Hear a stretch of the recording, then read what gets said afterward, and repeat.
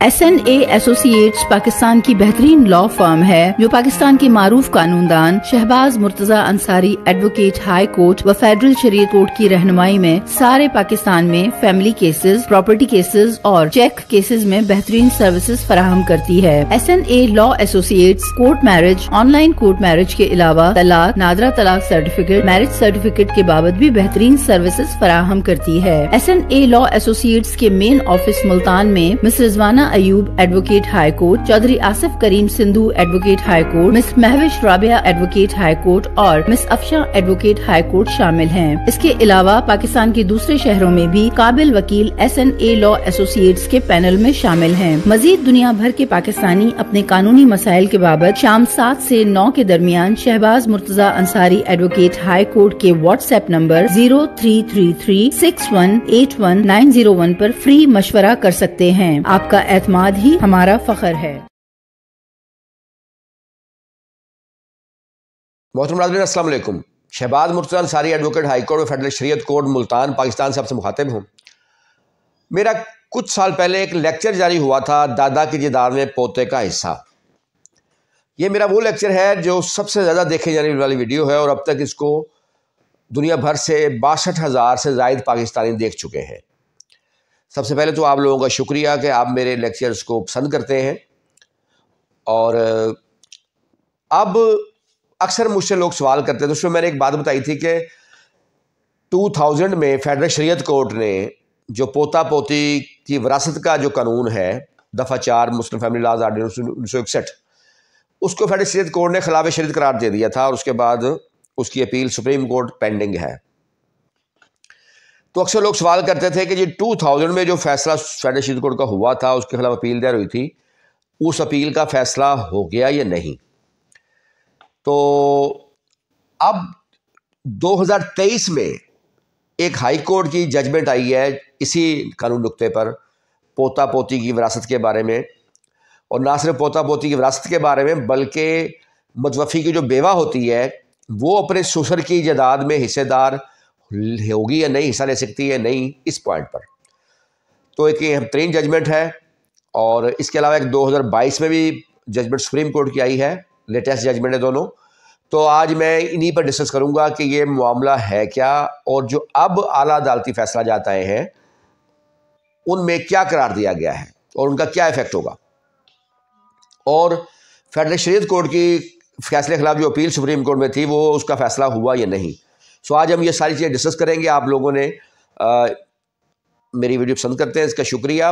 अगर आप लोगों ने अभी तक मेरे YouTube channel Shahbaz Murtaza Ansari advocate को सब्सक्राइब नहीं किया तो काइंडली सब्सक्राइब करें, लाइक करें, दोस्तों में शेयर करें ताकि उनको मेरी वीडियोस मिलती रहें।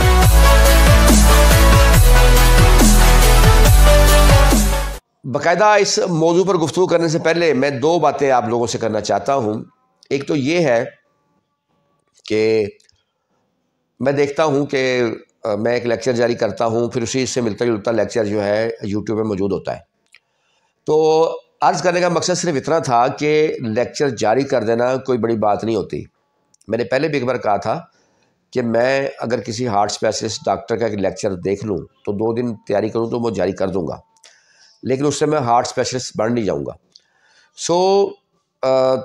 हम जब भी आप किसी की भी सर्विसेज लें कानूनी हवाले से या वैसे भी, तो आप सवाल करें, क्योंकि आपके सवाल का जवाब ही ये बताएगा कि जिनसे आपकी बात हो रही है वो अपनी फील्ड में क्या कैसे हैं।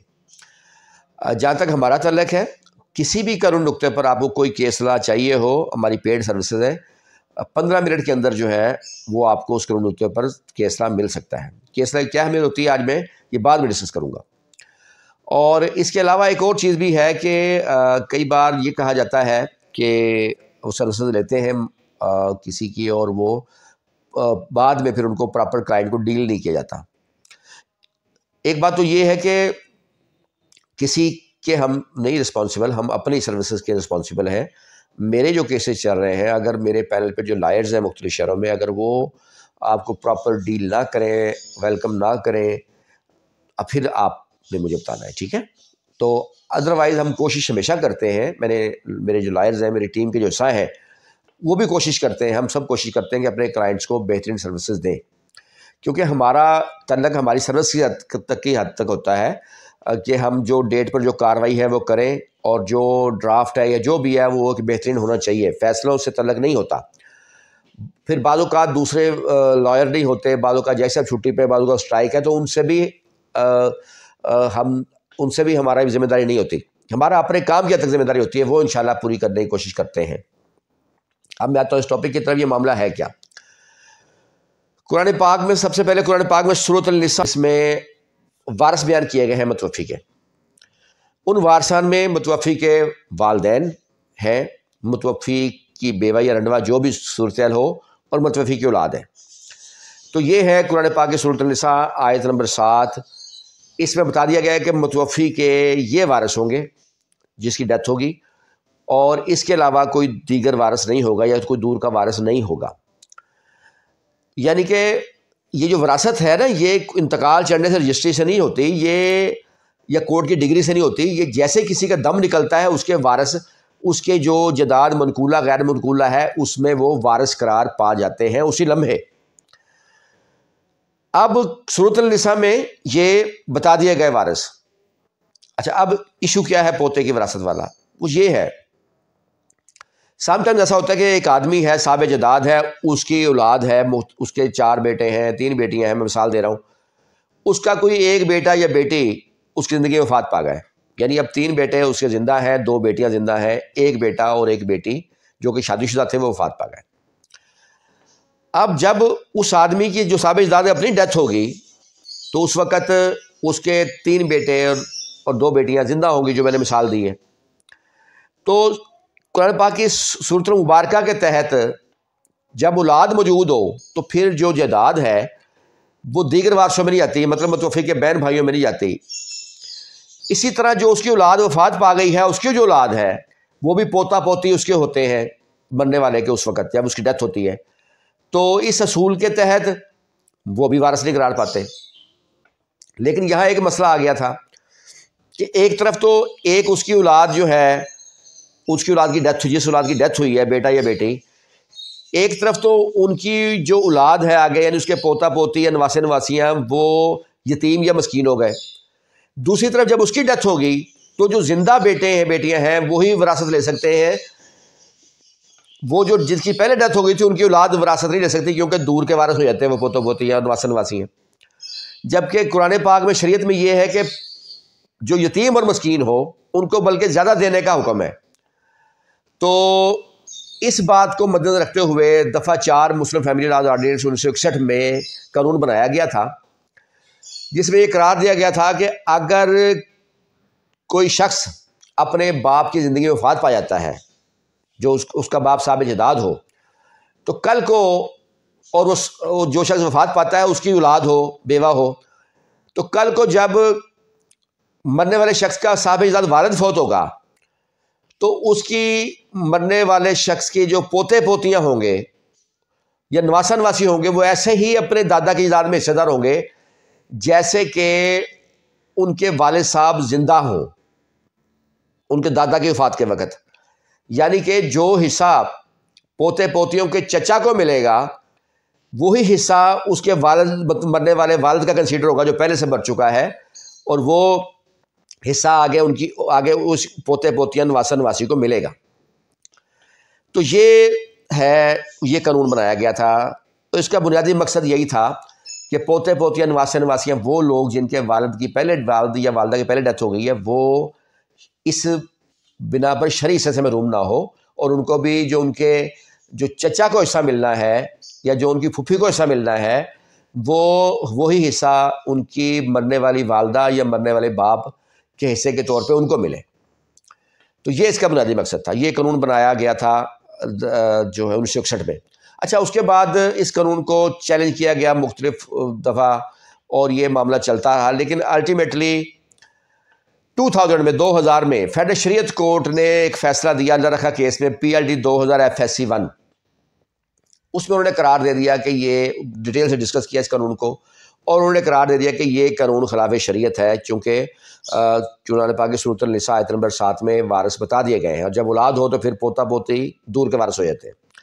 تو انہوں نے اس قانون کو خلاف شریعت قرار دے دیا۔ اس قانون کے خلاف پھر اپیل دائر ہو گئی इस फैसले के खिलाफ अपील दायर होगी सुप्रीम कोर्ट में, और वो अपील फिर उसमें एडमिट हो गई, उसमें नोटिस हो गया।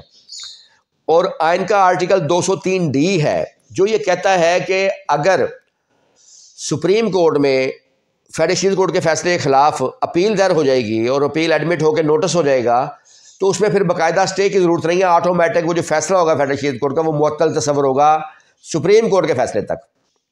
चुनांचे ये फैसला मुअत्तल तस्वर हुआ और उसके बाद वही उस कानून के तहत जो पोता पोती नवासे नवासियाँ हैं उनको दादा दादी और नाना नानी की जायदाद में अदालतों के ज़रिए हिस्सा मिलने का उनका हक मौजूद रहा। अच्छा, ये चलता रहा सिलसिला। उसके बाद ये एक चीज़ आई है ये कि जी ये जो कानून है कुछ लोग कहते नहीं खिलाफ शरीयत है। अच्छा, अहम बात यह है कि कुरान पाक की सूरत अल-निसा आयत नंबर 7 में मतवफ़ी के वारसान तो बताए गए हैं कि बेवा या रंडवा या वालदैन होंगे उसके जो ज़िंदा होंगे या औलाद होगी, क्योंकि सबसे अहम बात यह है कि वारिस वही होते हैं जो मरने वाले की डेथ के वक्त ज़िंदा हों। ठीक है, तो उस लिहाज से इस कानून को खिलाफ शरीयत करार दिया गया। लेकिन अहम बात जो ये है कि पूरे कुरान पाक में कहीं भी ये नहीं कहा गया कि जी पोता पोती या नवासा नवासी हिस्सेदार नहीं होंगे। तो बहरहाल फेडरल शरीयत कोर्ट ने जो उनको मुनासिब लगा उन्होंने फैसला किया और सुप्रीम कोर्ट ने उसको मुअत्तल कर दिया और वो नोटिस में जारी है। अच्छा, अब इसमें सवाल एक बड़ा अहम वो ये था कि इस दफ़ा 4 में ये तो करार दे दिया कि पोता पोती वैसे ही हिस्सा लेंगे जितना हिस्सा उनके चचा को मिलेगा, और वही या उनका वालिद ज़िंदा होता अपने बाप की वफ़ात के वक्त तो उनको हिस्सा मिलता, उसके वालिद को हिस्सा मिलता, वो पोता पोती में आएगा। लेकिन एक सवाल की इसमें तशरीह रह गई, वो ये था कि अब मरने वाला जो है उसके वारसान में तो उसके वालिदैन भी होते हैं, उसकी बेवा भी होती है, औलाद भी होती है, तो इस कानून में हिस्सा सिर्फ औलाद को दिया गया।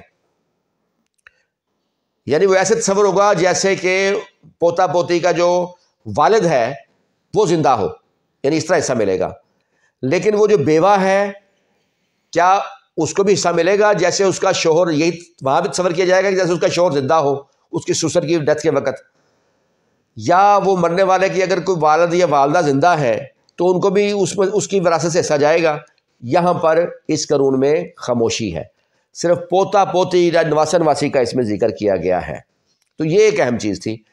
इस पर फिर जो ये एक ऐसा पॉइंट है जो आर्गुएबल है, जिस पर बहस हो सकती है, क्योंकि अगर प्रिंसिपल देखा जाए या इंटेंशन देखी जाए तो फिर बेवा का भी होना चाहिए। लेकिन अगर एग्जैक्ट कानून को पढ़ा जाए, उस पर अमल होना है, तो फिर बेवा का हिस्सा नहीं है। अच्छा, उस पर अब लेटेस्ट जजमेंट जो आई है वो आई है पेशावर हाई कोर्ट की।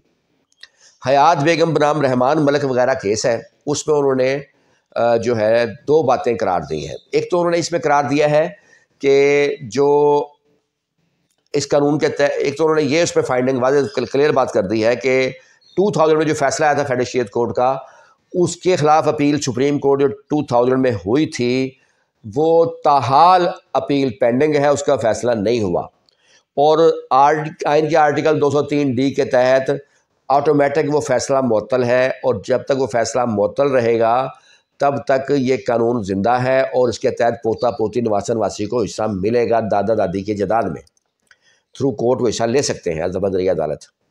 अच्छा, दूसरा जो पॉइंट था कि बेवा जो है वो ससुर की जायदाद से हिस्सा ले सकेगी कि नहीं, यानी जो उसके ससुर की जायदाद उसके शोहर को मिलनी थी, अगर उसका शोहर ज़िंदा होता तो शोहर की जायदाद से जो बेवा को मिलना था क्या वो वही हिस्सा शोहर ससुर से ले सकती है या नहीं।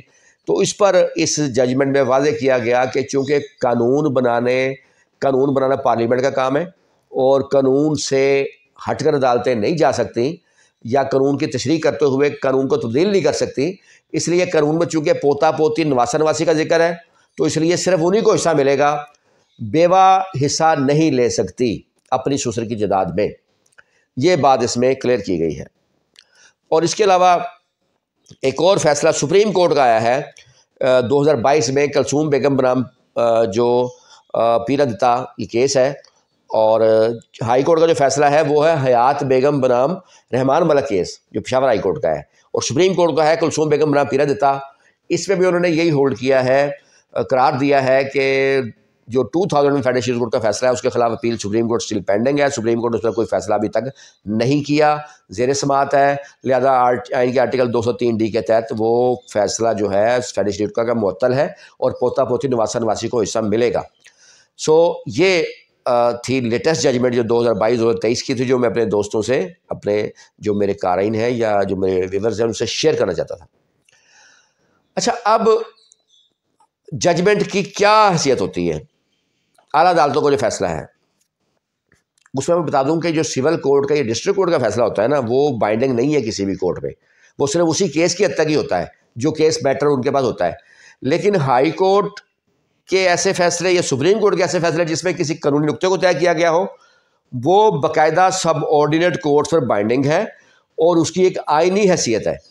آئین کا آرٹیکل 201 یہ کہتا ہے کہ اگر ہائی کورٹ نے, کسی بھی صوبے کی ہائی کورٹ ہے, اس نے کسی قانونی نقطے کو طے کیا ہے تو وہ تمام ماتحت عدالتوں پر وہ بائنڈنگ ہے. اور اس طرح آئین کا آرٹیکل 199 ہے, وہ یہ کہتا ہے کہ اگر سپریم کورٹ نے کسی قانونی نقطے کو طے کیا ہے کسی فیصلے میں, تو وہ جو سپریم کورٹ کا فیصلہ ہے وہ تمام جو ماتحت عدالتیں ہیں ان پر بائنڈنگ ہے, قابل پابندی ہے. اسی طرح آئین کا آرٹیکل 203D جو ہے وہ یہ کہتا ہے کہ فیڈرل شریعت کورٹ کا فیصلہ اگر کوئی ہے تو وہ تمام بشمول ہائی کورٹ تمام ماتحت عدالتوں پہ پابندی, قابل پابندی ہے سوائے سپریم کورٹ کے. تو اس طرح ان کی آئینی حیثیت ہے فیصلہ جات کی.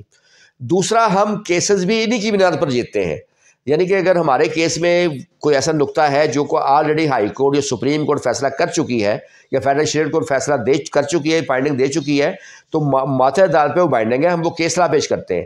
اس لیے ہم وکلا جو رسالے لیتے ہیں نا, ان میں اعلیٰ عدالتوں کے فیصلہ جات ہی ہوتے ہیں, وہ چاہے PLD ہو یا SCMR ہو یا دوسرے کو رسالے ہوں, تو ایک تو یہ بائنڈنگ ہے. باقی ہماری پراپر سروس ہے کیس لا دینے کی, پیڈ سروس ہے. اس میں آپ کو کسی بھی پوائنٹ پر, قانونی پوائنٹ پر آپ کو کیس لا چاہیے ہو تو آپ ہماری وہ فیس ادا کر کے وہ کیس لا ہم سے لے سکتے ہیں. آپ ایگزیکٹ اپنا لیگل پوائنٹ بتائیں گے, اس کے لیے آپ پھر لائبریری جانے کی یا ڈھونڈنے کی ضرورت نہیں ہوتی ہے, ہم اسی پوائنٹ پر آپ کو کیس لا دیں گے. SNL ایسوسیٹ پورے پاکستان میں سروسز فراہم کرتی ہے, 49 شہروں میں ہماری سروس موجود ہے, اور میرا کلائنٹ کے ساتھ باقاعدہ ایگریمنٹ ہوتا ہے, اور ہمارے جو پینل پہ لائر ہوتے ہیں وہ بھی فیملی کیس ایکسپرٹ لائر ہوتے ہیں. تو کسی بھی قانونی مسئلے کی صورت میں آپ شام 7 سے 9 کے درمیان مجھ سے فری مشورہ کر سکتے ہیں. اس دوران میں پراپر مشورہ دیتا ہوں جو قانونی, جو بھی لوگ مجھ سے مشورہ کرنا چاہیں. آپ لوگ میری ویڈیو پسند کرتے ہیں, اس کا بہت شکریہ.